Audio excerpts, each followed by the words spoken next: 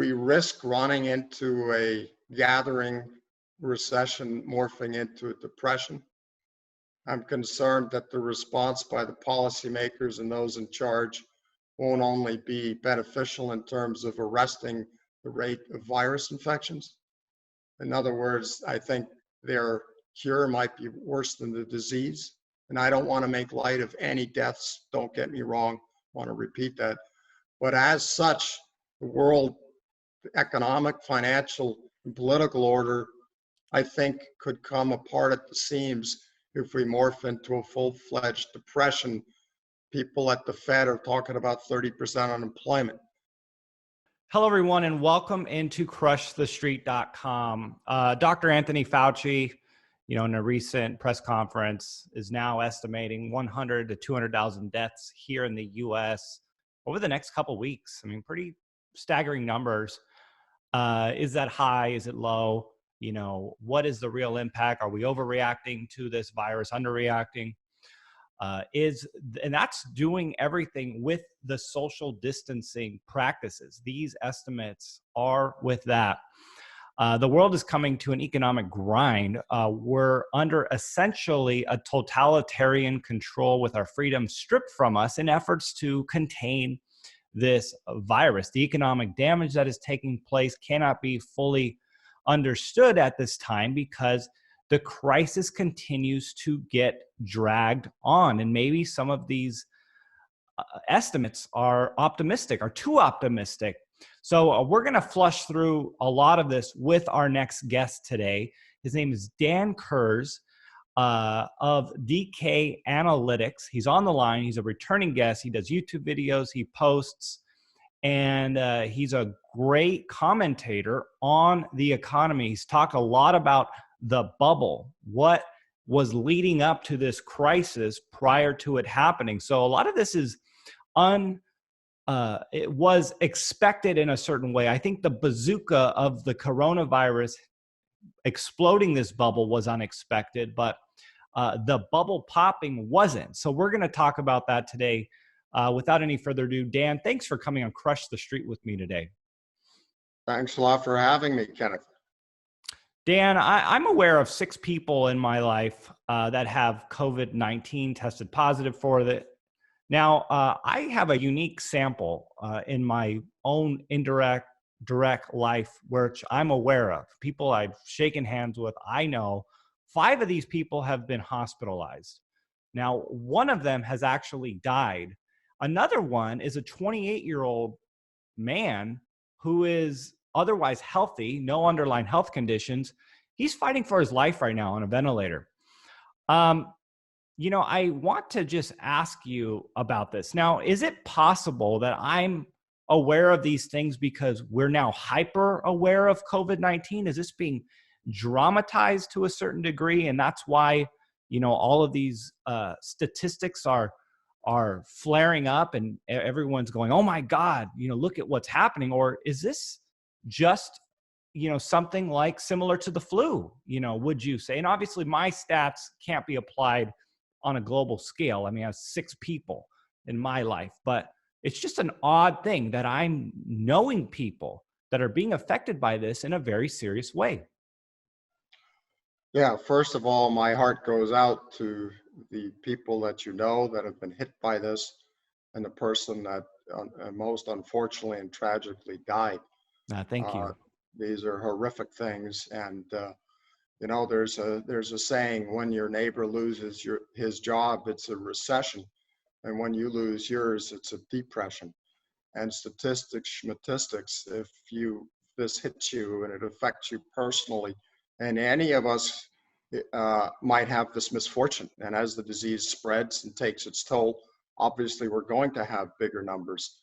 So this isn't to be taken lightly. At the same time, I think there's some tension that needs to be placed upon what are the larger potential infection rates and the potential mortality rates. Now, let me be clear, I'm a layman. I have very limited scientific knowledge, so my remarks here are going to be commensurately short. From what I have read from people at Yale, people at Stanford, two professors from Germany. Their conclusion is a bit different than the headlines. That is, that if you took a population set, and we're getting more tests that included all the people that now also have antibodies or have been affected, and you bring them on board, instead of just taking more people that do succumb to this, despite the exceptions which you mentioned, tend to have weaker immune systems, tend to be older. They also tend to get taken out more by other flus or influenzas that we have. My bigger point is, it is possible that this virus isn't too dramatically different at the end of the day, despite all this huge damage, than other influenzas are in terms of the mortality rate in a broader population set.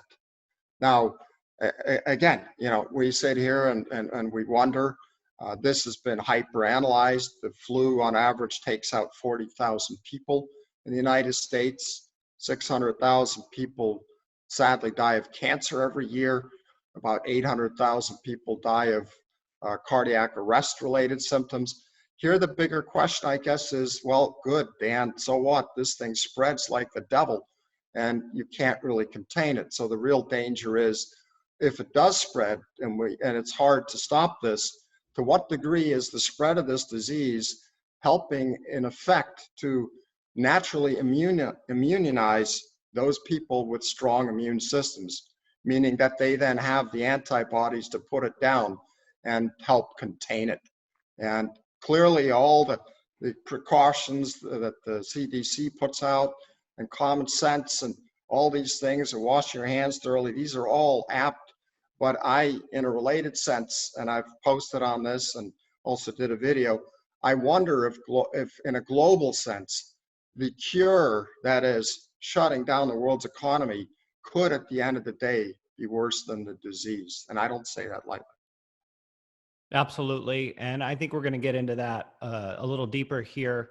And one thing that I just want to flush through a little more is, I think the problem with this virus is that it's going to impact people that otherwise were healthy, and could shock people into a problematic situation that were otherwise healthy. And I'm not going to, I don't know how to word this without being offensive or insensitive or whatnot. I mean, obviously people that have cardiac arrest or cancer, I mean, they didn't deserve it.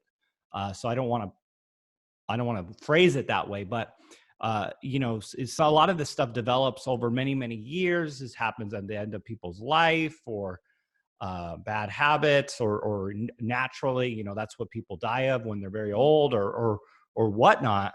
This is something that someone can get and kill people potentially next week. So I think that's also the nuance of this as well. So maybe some comments addressing that. Well, it's insidious in its ability to spread and to somehow remain alive on surfaces and such. And again, I don't want to make light of this. And at this point, we're all still relatively in the dark, which is one of the factors that makes us wonder about such a dramatic lockdown solution. Okay. But I will tell you, in my own family, my sister had a beautiful little girl, 8 years old, that came here and visited us in Bonita Springs, and she was having coordination difficulties. 2-3 weeks later, she was dead of a brain tumor. They thought that she was growing so fast that that was, her coordination couldn't keep up with her growth. Or in Switzerland, where I lived for a long time, a beautiful little girl in a village all of a sudden got a lung disease. This is about 3-4 years ago. Within 3 weeks, she was dead. Why do I say this? Not to belittle anything or any potential loss, but just to say, even a healthier segment of the population, a younger segment of the population, is vulnerable to extreme events or insidious diseases. And thus, us also finding this unfortunate incident here with the coronavirus hitting and even killing young people, I think needs to be put in a bit of context. But again, I'm speaking as a layman, and I'm trying to figure out as well as I can to what extent Do we need to all take the precautions we do without killing the economic goose that lays the golden egg and threatens to push us into a full-blown depression, where our ability to ward off against this disease, to sustain ourselves, to keep civil liberty, and actually not to starve at the end of the day, are also something that needs to be thrown into the calculus. Absolutely. Well, and we'll see how this ultimately flushes out. I mean, this is the John Hopkins site, at the time of this interview, 190,740. I'm going to try to get this interview out as soon as possible, probably by tomorrow. So you'll see the difference. 190,740 total confirmed cases here in the U.S. and 4,127 deaths. And so in a couple weeks, they're expecting 100 to 200,000 deaths. So let's see how that ultimately plays out statistically. Dan, and you alluded to this, we are in an economic grind, and we're in a bit of a war, and you articulated it in a way that I hadn't heard. Now, for me, the feeling of these two Mercy class ships, these hospital naval ships on LA, in an LA port and New York port, servicing our country, it feels like a homegrown war. It feels like a war we're fighting on our own soil.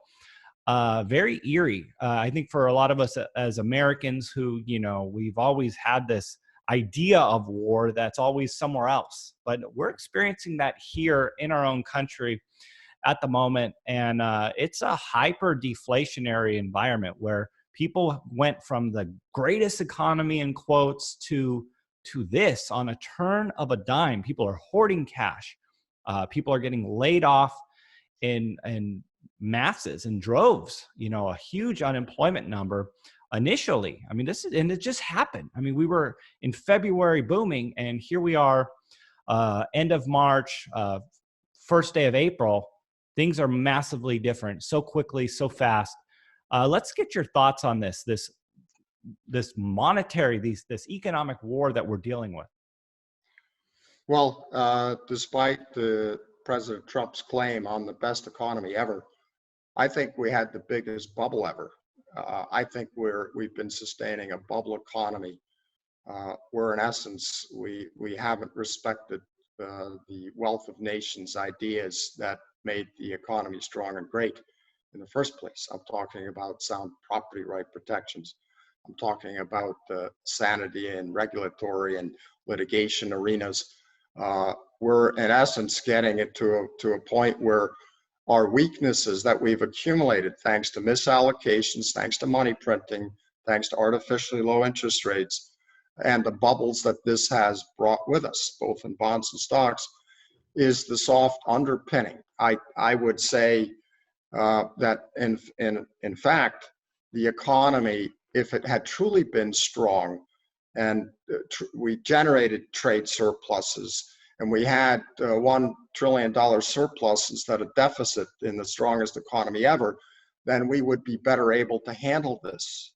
So I have a different take on how strong the economy was. I think the bubble was bigger than ever, but I don't think the underpinnings truly were there to support a hit below the belt line, if you will.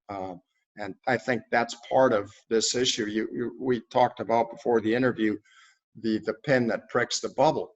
Well, if you have a bubble economy, then it gets pricked. If you have a sound economy in terms of surpluses and strong job growth in high value added businesses and export surpluses that are huge deficits, then I would argue you're going to be better able to deal with this. And especially also if you have substantially lower debt encumbering everything.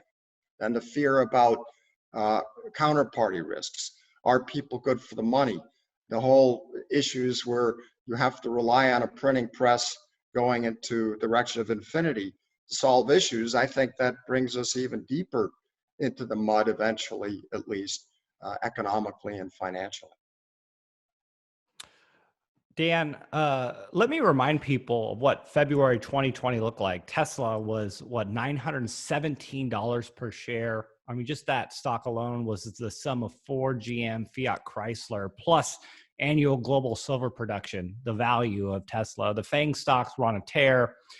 And in this environment, we are seeing things that are drastically different. You know, the bubble bursting. And so we are seeing trillions of dollars get thrown at the markets, helping people pay their rents and helping businesses kind of inch along here as the U.S. economy is shut down.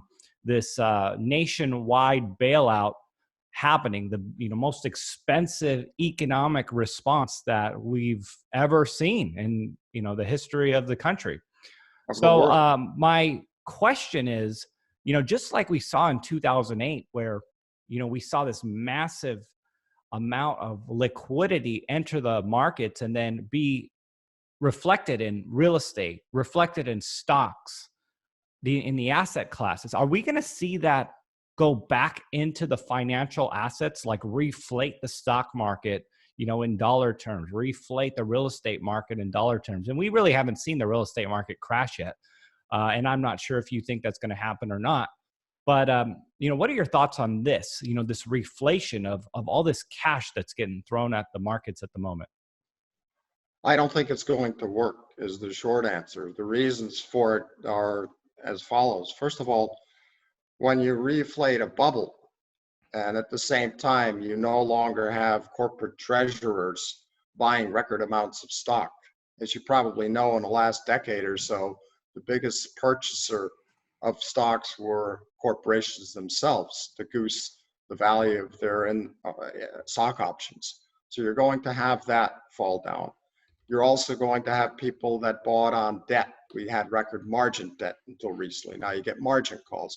So some of the strongest peripheral buyers, and the main buyer, bigger than any other of stocks, namely corporate treasuries, the treasurer at GE and Boeing are probably a bit infamous in this regard.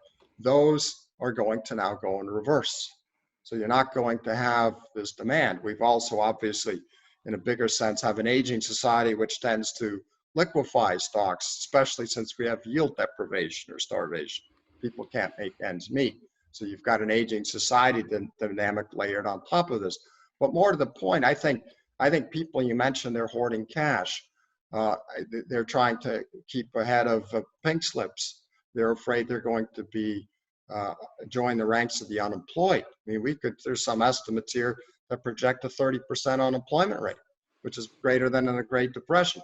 I think what's going to happen is the money is going to go from the markets, also at some point from the bonds, which is the biggest bubble we have of all, into the real world, into goods.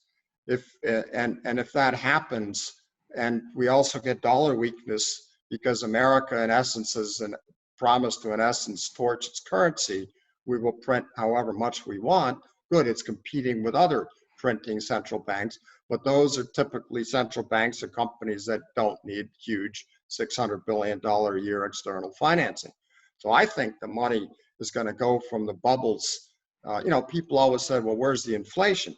Well, inflation, and if you take a look at John Williams' work and others, well, it isn't 2%, it's more like 8%. We've seen that perking up. If all of a sudden output and services and industry have a body blow, and we bring all this money to bear and the Fed will do anything and everything. I mean, that the Fed has gotten from the Treasury Department $425 billion that it can leverage 10 to 1 to bail out anything and everybody, violating its charter yet again. It wasn't supposed to monetize debt. It wasn't supposed to deal in hanky-panky in terms of granting loans to institutions that weren't government backed. But all these things are going on, and what we've got is this massive creation of money at the monetary base that at some point, given scarcity through this lockdown, is going to find its way into the money supply. And that, especially if companies begin to hoard, if they can hoard, why? Because they're no longer, this global supply chain is broken. So what you've got is you've got to change the people wanting to put that money into real assets, companies into inventory, people into toilet paper and water and so forth. So if you continue to increase the money supply, that is, the multiplier starts to reflect all these fears that, in contrast to what you said, we might even go into an inflationary world because money base and supply is going up while the amount of goods and services are being killed or given a huge haircut through this lockdown. We might end up in a Venezuelan kind of scenario where we have strongly depressed output, shrinking output, a depression accompanied by hyperinflation. I personally believe that that's what's going to happen, and we have a deflation. I think the Fed and everybody else is going to fight it tooth and nail, and they're going to get what they want, but then it will get out of control. But that's the big debate. Are we going into deflation, the deflationary recession or depression, or is it going to be a stagflation variety of it? I personally am more in the latter camp because central banks of the world have told us they will do anything and everything to debase their currencies. Yes, Dan, that's very true. And one of the things that I've been asking my guests, and it's a nuanced question, multifaceted, but in this environment where people are having trouble paying their rent, people are having trouble paying their mortgages, this is true on the commercial side as well as personal. There's a lot of debt that is not going to get serviced in this environment. I mean, we know the Russell 2000, many of the companies haven't reported earnings. So, you know, can we anticipate what this crash is going to begin to look like? Is there going to be a massive transfer of ownership, or is the government going to be able to paper this over to a certain degree by bailouts for people on a personal level, businesses, and, you know, multi-billion-dollar corporations? Good question. I think we're going to have TARP on steroids. I think we're going to have more nationalization of the financial sector. We're going to move, this might be an ugly term, more strongly in the direction of fascism, where the state and industry are more strongly intertwined. I'm speaking mainly of the big companies. You know, the consolidation of the media under Clinton to 6, we have profits, monopoly profits growing. We have K Street and Wall Street typically being the initial beneficiaries together with the bureaucrats that they work with and change hats with. So I have the sense that in effect we're moving more towards nationalization, further away from sound money, federalism, small government. And this, in my opinion, is a recipe over time for anything but a constructive, low inflationary growth world. But we have to first deal with what's at hand. And your question is a salient one. What good does all this theory do if we're all going to go broke first, right? So give me a break already. I agree. But then the question is what can we do that's sensible to reverse the lockdown where it does make sense to get the economy up and running? Because look, if you have a $22 trillion economy, you can bail out with fake money, you know, for 2 trillion. Actually, it's closer to 6 trillion. If the money that the Fed is going to get is the 425 billion is leveraged 10 to 1, which it will be. But these bailouts all pale in comparison to shutting down the economy. I mean, you know, if you shut it down for a quarter, the whole thing, that's a quarter of 22 trillion. And part of that is not going to come back. You're going to face restaurants that can't get back on their feet. You're going to find airlines and other entities which have abused the share repurchase thing, right, and are now in a lot of trouble. I guess my answer is the best possible solution from my perspective is to reduce lockdowns where sensible is the more data we have to try to get the economy back up and running and to have to be the motor that pays the bills and allows people to stay employed. You know, there's been a lot of reflection. I mean, this has been very emotional for me just experiencing, what it's like to just be in a lockdown scenario, the government telling you can't go anywhere, you can't be free, and everything's shut down. The whole world is in this together, which is kind of oddly binding, but just a very strange dream at the same time. And we're seeing the differences between essential business versus non-essential business. And, for the person who has a quote unquote non-essential business, of course, that's not non-essential to them. It's very essential for them and their livelihood.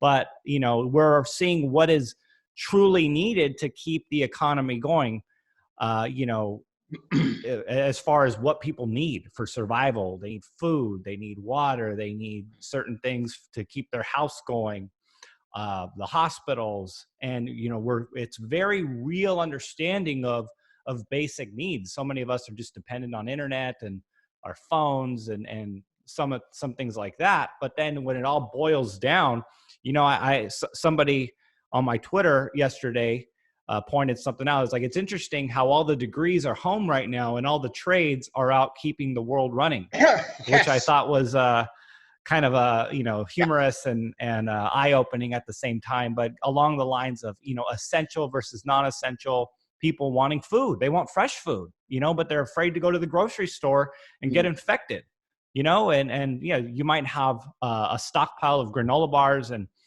dried foods and pastas and whatnot, but you want bananas and apples and celery and spinach and milk and eggs and chicken and whatnot. I mean, all these different things that you can't just store for months on end. So, Dan, I mean, talk to us about essential versus non-essential economies. I mean, what do you see lasting through this, and what gets the axe as we go through this?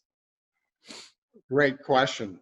I was going to find before our interview, but I ran out of time, the site that I think the label is this: what it takes to make a pencil. And here is the deal. And I want to contrast this to central planners and bureaucrats that determine what are essential and non-essential services. If memory serves, that video, What It Takes to Make a Pencil, involved something like 1,500 different suppliers, resources shipped in from all over the world. What's my bigger point?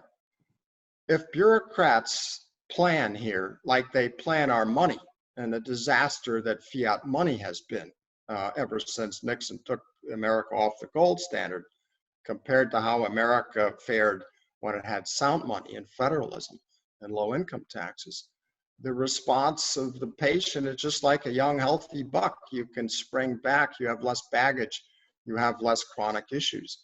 I'm very sober, or I think it's sobering indeed, when bureaucrats like the governor of New York and governor of California determine what are essential and unessential businesses, because I don't think they have a clue. Only the market does, and nobody can figure out where.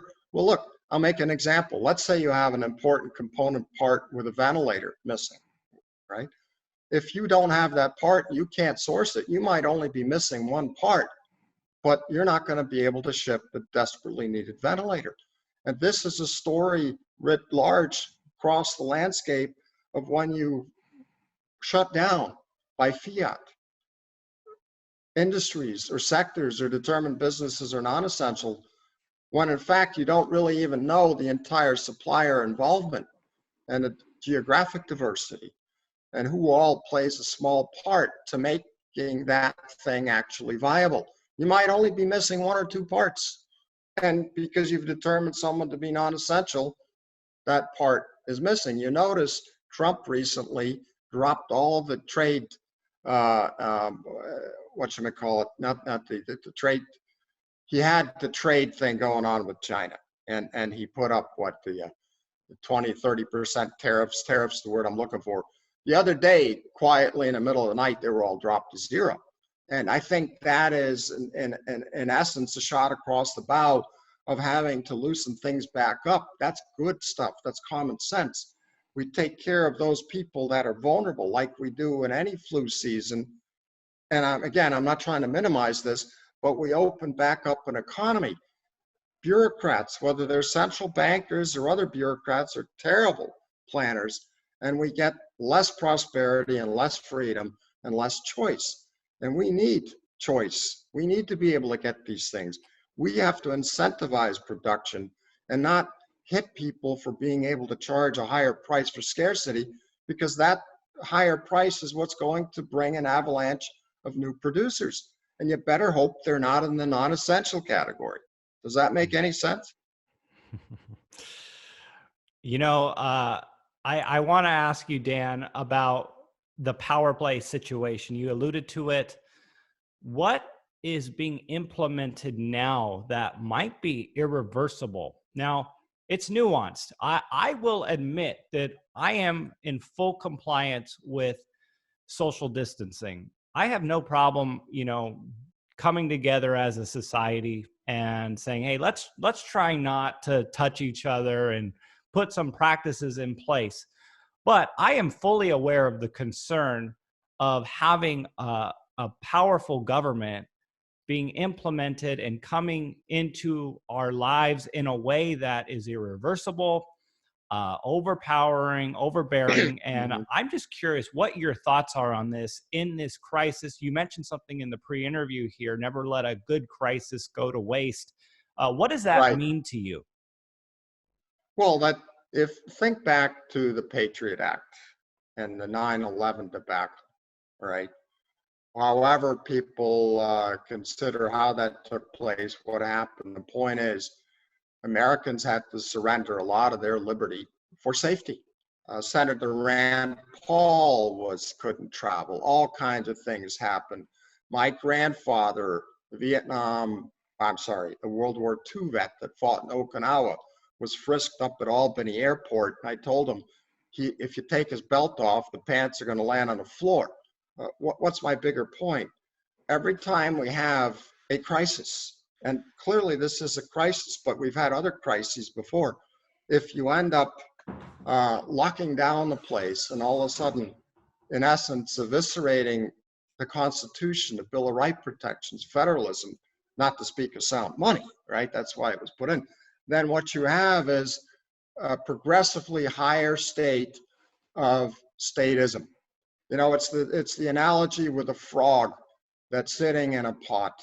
And if you start heating the water slowly enough, he doesn't realize by the time it's boiling, it's too late and he's dead.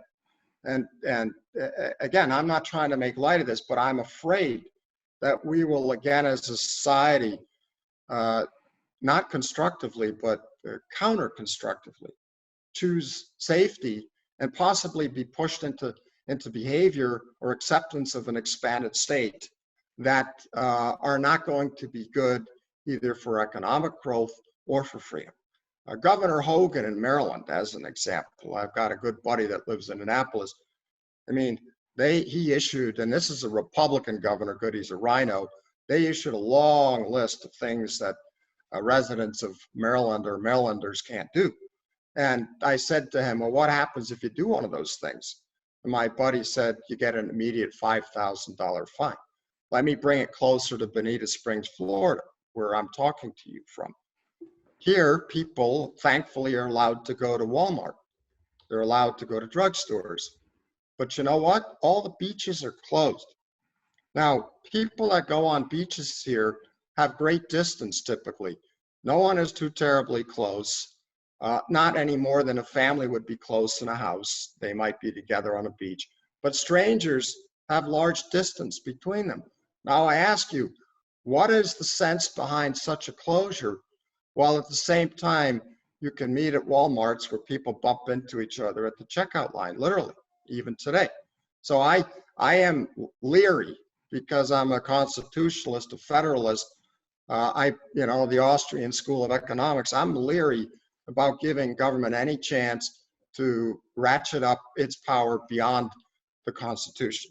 And that very much includes the state level today. I mean, the governor of California, the governor of New York, I think they are possibly not going to be so ready and willing together with their army of bureaucrats, to relinquish some of the powers and some of the restrictions they are now imposing.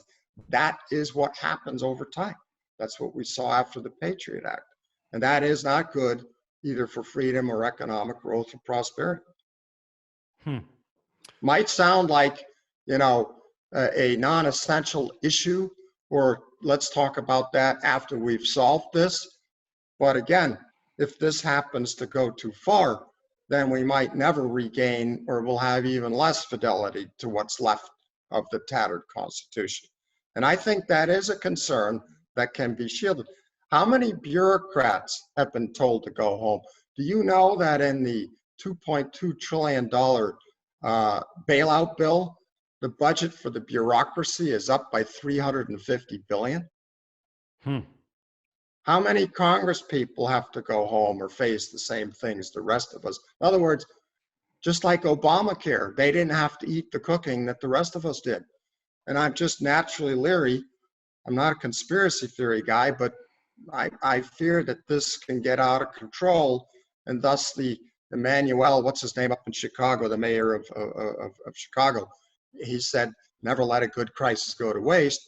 Translation, if there is a crisis, use it to expand the power of government in an unconstitutional manner. Dan, what is the fallout going to be when it comes to precious metals in this environment? We have gold right at 1,600 at the moment, the spot price of gold. Now, you're lucky to get an American Eagle under $1,800 right now. Silver, similar situation, $14 for the spot price. But again, good luck getting it under $20 an ounce if you can find it. So what are your thoughts on gold and silver? Are they holding up to your expectations in this environment? Or put differently, do you expect more from them here in the immediate future? Could I frame that with the stock market? Absolutely. Is that okay? I have put out posts in the past, and this is what I want to highlight here. Let's say you have just a 2-3% decline in GDP, right? The sales line of companies, the S&P 500 is about 60-70% of total economic output or GDP. If they get whacked along the same lines as the economy, because they are the economy, then the bottom line residual with a relatively modest single-digit top line reduction get absolutely whacked. From 06 to 08 to 09, earnings, including big math accounting, dropped by 90%. And they took 6 years to get back up to the 06 level. This time around, we're going to go through that with much more baggage, much more debt, much more misallocations, more cronyism, more redistributionism. This is going to make, and less of a focus on economic growth, financial engineering over real engineering. I want to contrast the 08-09 market downdraft where the S&P fell 50% or more, earnings fell 80% and took 6 years to recover, with today. In the 08-09 period, silver and gold got hit. Why? Because as you know, people get margin calls. They sell what's liquid, what they can to meet commitments, to generate income, and so on and so on. But shortly thereafter, 2-3 months into that stock market crash, precious metals parted ways with the stock market, and they had a multi-year sharp upwards trajectory. I expect the same thing this time around, but in an even more convincing fashion. That is, I think the outperformance of precious metals relative to the stock market, and soon enough relative to the bond market, are going to be even more substantial. Not only because less than 0.5% of the world's investable assets are positioned, but because this time our EPS hole, which is what makes even today's S&P valuation at 18 to 19 times 12-month moving gap earnings so vulnerable, this time around, we're likely not only to ape the last earnings compression, but we're likely to exceed it. And everybody keeps talking about, is it a V-shaped, a U-shaped, or an L-shaped recovery? Well, what if it's an L-shaped recovery with a horizontal line dragging downwards. In other words, we could be in the soup with earnings per share for a long time. The Fed, as you know, will sprinkle a lot of money into the equation to keep bubbles going. Pension funds depend on it, especially since there's no more yields. And in such an environment where you do very crass monetary debasement, and at the same time you have less supply available, I think precious metals are going to reflect that and more. Specifically, we've got a very profound long-term monetary inflation risk. I think it's not that long-term. And we have an insolvency risk. So whether you get a haircut in bonds or companies go out of business as a shareholder, we're much more exposed because our situation is much more dire than it was back in '08. We doubled down on all the things that we should have moved away from. We have more debt, more money printing, more misallocations, more cronyism, and I don't say that lightly. But as a result, precious metals, also priced in gold relative to the S&P 500, whether gold or silver, they've been in a long-term bull market, as I'm sure you're aware. I mean, you can buy the Dow, for example, with roughly 13 ounces of gold. The dot-com bubble before it popped, it took like 40. But in the early 80s and in the early 30s, we went down to a one-to-one relationship to the Dow. And you can, by extension, include the S&P in a big way. I think we're going in that direction because I believe that stocks are going to be under pressure that is going to be long-standing from two fronts, because it's going to be tough to get the earnings back up and running. It took 6 years from '06 to get higher earnings, in 11 just barely, and we were much less screwed up. So you've got earnings that are going to take a hit 50, 60%, and we're probably going to stay down for the count. And I think we're going to face higher interest rates because bondholders and bond vigilantes are going to reflect upon the fact that the central banks are going to print their currency and the bonds that are in that currency into oblivion. That's their goal. That's what they tell you. That's what they show us. And on the other hand, you also have heightened insolvency issues at various levels because of all the debt. And these are the things that I think are going to keep stock and soon bond valuations at a much lower level, meaning PEs much lower, bond yields much higher. Stocks and bonds over time travel together. If you look at earnings yield and you compare them with bond yields, earnings yield is a PE flip, but they travel. Yardini and Co. does excellent work on this. They travel together, superimpose upon that the fact that in times of strong duress, gold has typically bought a Dow share, and we're still at 13, and we're heading into an even worse situation due to this horrific virus. Then I think you're going to see tremendous outperformance of both stocks and soon bonds in gold and silver. Now, whether that is gold that gets to 10,000 and the Dow is 10,000, or whether gold goes from 1,600 and they pump up so much money that the Dow goes to 40,000 because it's inflationary, I don't know. But in any case, if you compare it to the current value of gold, whether you get 10,000 Dow, 10,000 gold, or get a 40,000 Dow thanks to huge inflation and a $40,000 price of gold, the increase in the gold price is going to be a lot more substantial than the stocks. Powerful. Dan, I know you mentioned those numbers are $10,000 gold, $40,000 gold, depending on what the Fed does. I know those were somewhat anecdotal, but my question to you then was not necessarily a price prediction, but what would you expect? What would be just even like a very reasonable expectation from gold going forward here over the next 12 months, as we're having such an extreme reaction at the moment? I expect a reaction in precious metals sooner rather than later. Mm-hmm. Good question. Let's stop with the way out there stuff. And I don't even think that's way out there. I mean, look, I mentioned 10,000 Dow. You know, we fell from 30,000 to 20,000 in 2 weeks, you know, and given an earnings compression that's going to be, we're going to go from the positive EPS numbers, $139 per share on the S&P, to probably half that or less and stay down. So these are numbers which are not, it's all very compressed is what I'm trying to say. And this lockdown is going to compress it even further and cause things to happen more quickly. In terms of how this could evolve in precious metals prices, as you noted, we have spot prices, futures based, or we have physical metals prices. And you mentioned that there's a divergence, that is the premium between spot, which they can more easily manipulate, and actual physical metal is widening. So first of all, the question is, what's the true price of gold and silver? Is it the physical price or is it the spot price? I would argue to you, if you're trying to get out of debt-based instruments at risk, insolvency risk, inflation risk, then you're not going to settle for paper gold or paper silver. You're going to want the real deal, and you're going to want it nearby, just in case, right?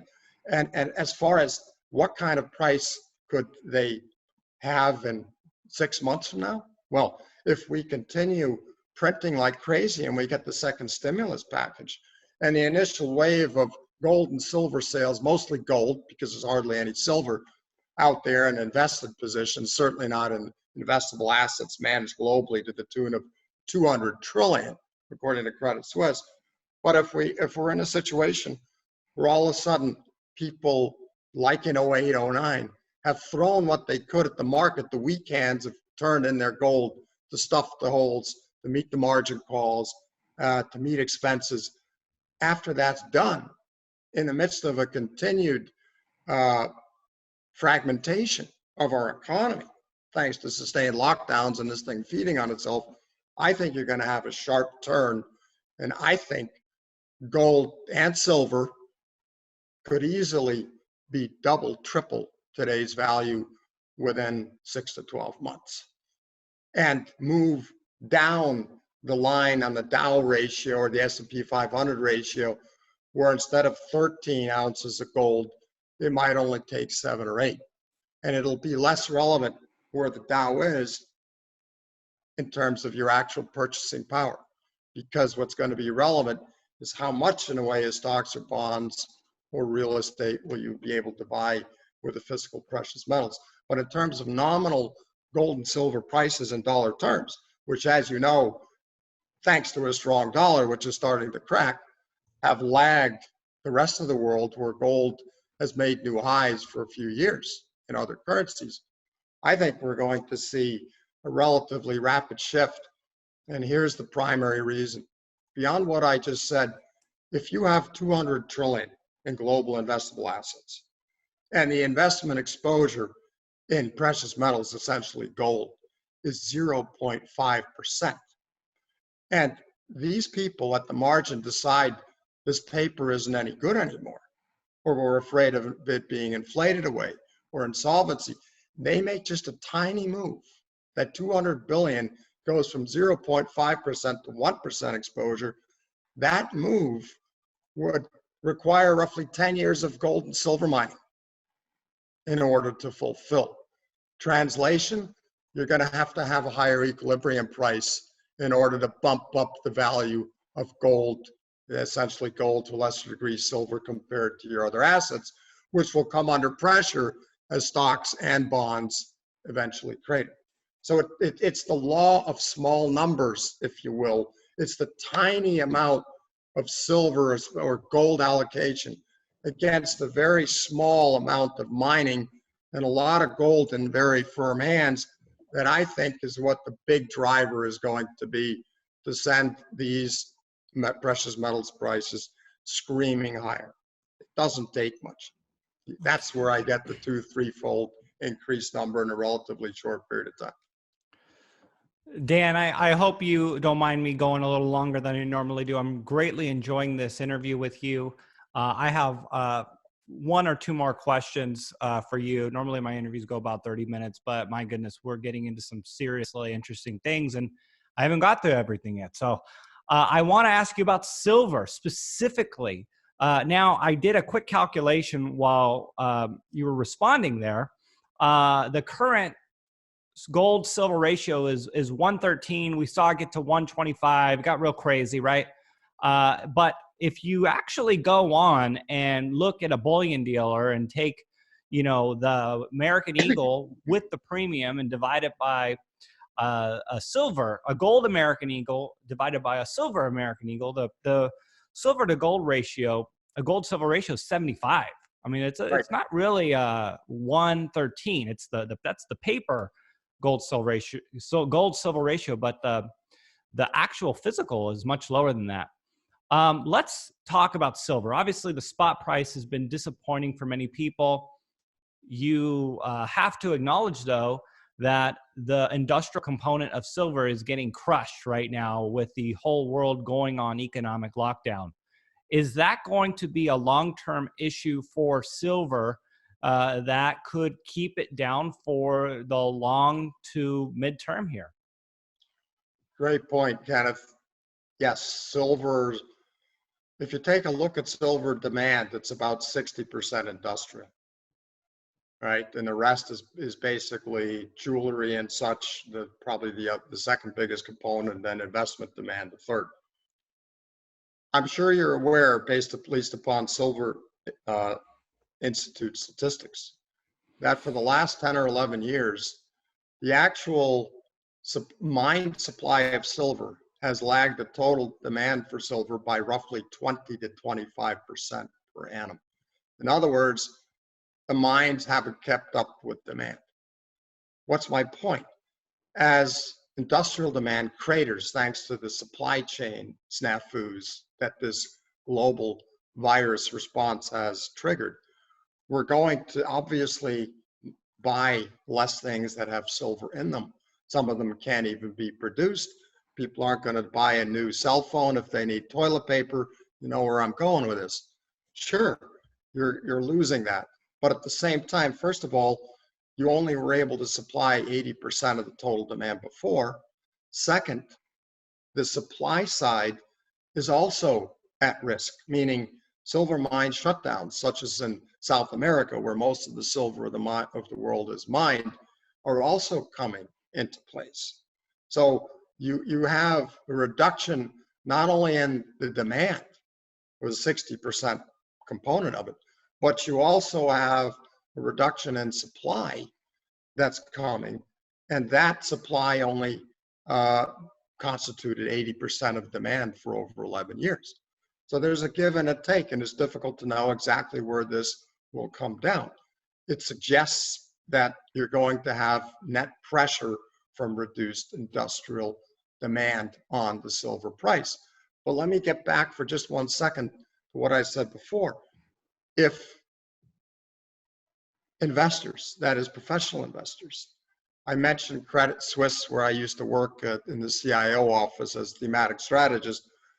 If they determine that they also don't trust their own paper markets, okay, and they decide that they want to get some silver because it's 75 to 1 to gold, right? 75 ounces of gold in the physical market to 1 ounce of gold.